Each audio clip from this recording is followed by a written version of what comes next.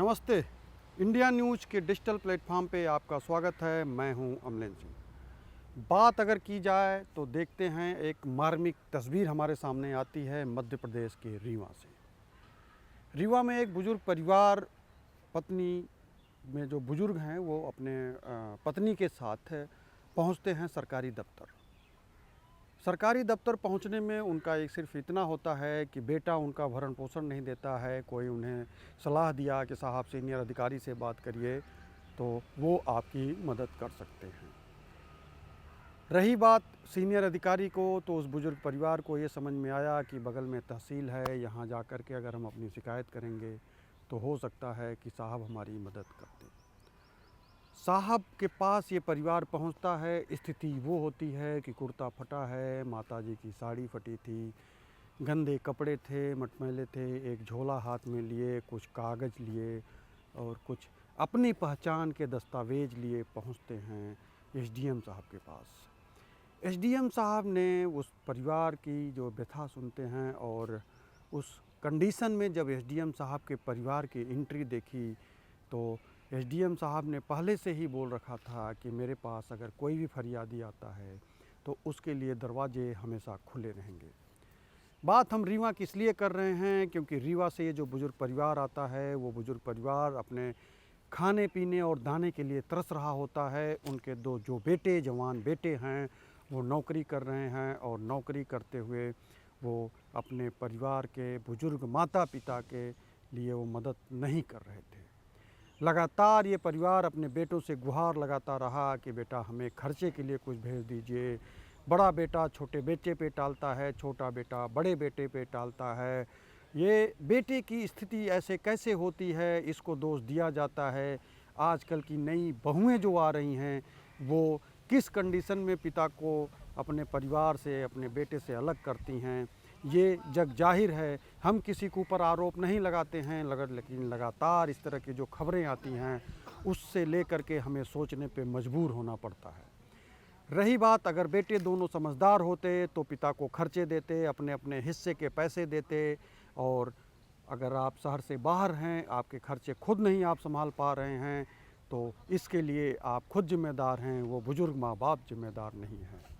वो माँ ऐसी माँ है जो आपको पेट में पालती है, वो पेट से पालने के बाद आपको बड़ा करते हैं परिवार की जिम्मेदारी में।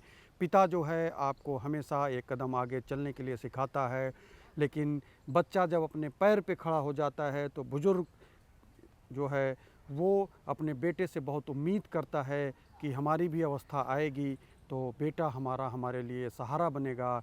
क्योंकि आज की डेट में भी जो सरकारी कागज़ों पे जो बेटे का है अधिकार, जिसे कोई छीन नहीं सकता, उसमें पिता का नाम और माता का नाम अमिट छाप छोड़ रहा है, वो दर्ज है। तो वो पिता के नाम से ही जाना जाता था जब तक अपने पैर पे वो काबिलियत के दम पे खड़ा नहीं होता है। उसको खड़ा करने वाला पिता ही होता है, उसको रोटियां बना के खिलाने वाली वो माँ ही होती हैं। लेकिन आज उस माँ बाप को जब रोटी की सहारा होती है तो बेटे उन्हें छोड़ देते हैं।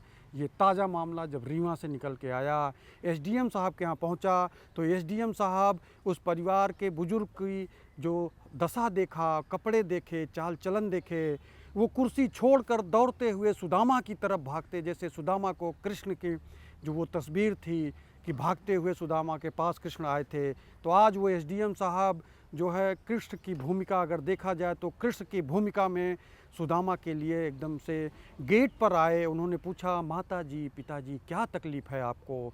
तो वहाँ एक शब्द निकल के आता है भरभराई आँखों से कि मेरा बेटा मुझे खर्चे नहीं देता, मैं खाने के लिए तरस रहा हूँ बेटा।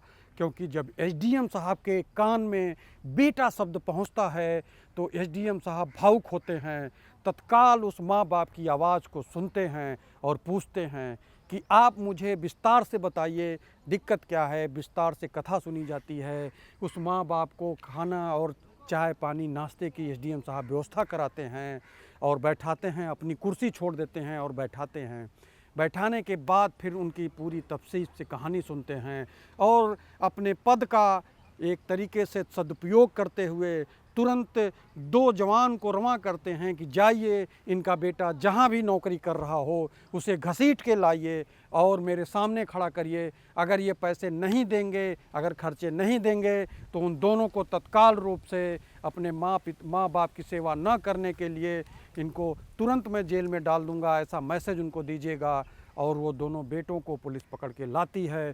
चंद घंटे में ही यह निस्तारण होता है कि जो दोनों बेटे हैं वो कुछ चेक जो है साइन करके अपने पिता और माँ को देते हैं और आगे से एक अनुरोध करते हैं एसडीएम साहब के यहाँ कि अगर मैं पैसा नहीं दूंगा तो मुझे गिरफ्तार करके जेल डाल दीजिएगा, क्योंकि मैं अपने कर्तव्य को भूल गया था और अपने कर्तव्य का निर्वहन करूंगा।